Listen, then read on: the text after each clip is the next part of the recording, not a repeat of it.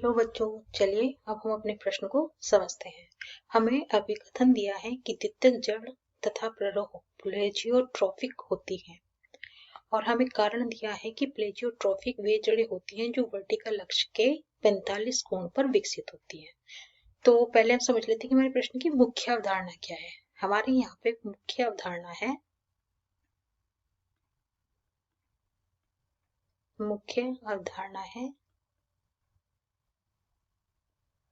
प्लेजियोट्रॉफिक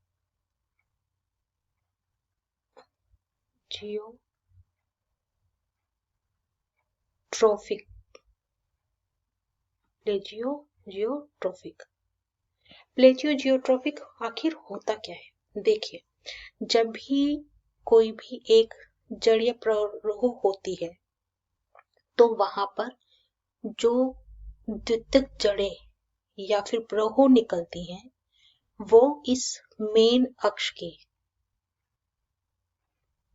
45 degree के angle पे होती है ना। तो उसको हम प्लेजियोट्रॉफिक कहते हैं। ठीक है, तो अब हम अपने दोबारा से अपने अभिकथन को पढ़ते हैं। हमारा अभिकथन कहता है कि द्वितीयक जड़ तथा प्ररोह प्लेजियोट्रॉफिक होती हैं। हाँ, ये बिल्कुल अभिकथन हमारा बिल्कुल सही है, क्योंकि अभी हमने पढ़ा कि प्लेजियोट्रॉफिक जो जड़ें होती हैं या प्ररोह होती हैं वो कौन सी होती हैं, जो कि मेन अक्ष के 45 डिग्री पे निकलती है ना। तो हमारा अभिकथन तो सही रहा। कारण क्या बोलता है, प्लेजियोट्रॉफिक वे जड़ें होती हैं जो वर्टिकल अक्ष के 45 कोण पर विकसित होती है। हाँ, हमारा कारण भी सही है। चलिए अब अपने अभिकथन और कारण के आधार पर हम अपने सही विकल्प का चयन कर लेते हैं। तो हमारा पहला विकल्प है ए और आर दोनों सत्य हैं और आर ए की सही व्याख्या है। हाँ, ये हमारा विकल्प बिल्कुल सही है। दूसरा विकल्प है ए और आर दोनों सत्य हैं लेकिन आर ए की सही व्याख्या नहीं है। ये विकल्प हमारा गलत है। स कहता है कि ए सत्य है लेकिन आर असत्य है।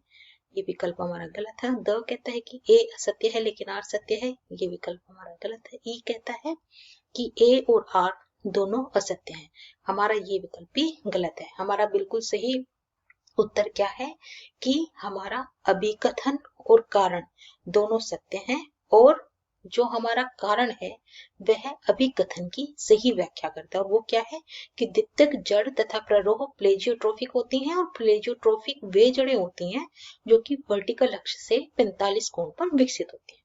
तो आशा करती हूँ आपको इस प्रश्न का हल समझ आया होगा। धन्यवाद।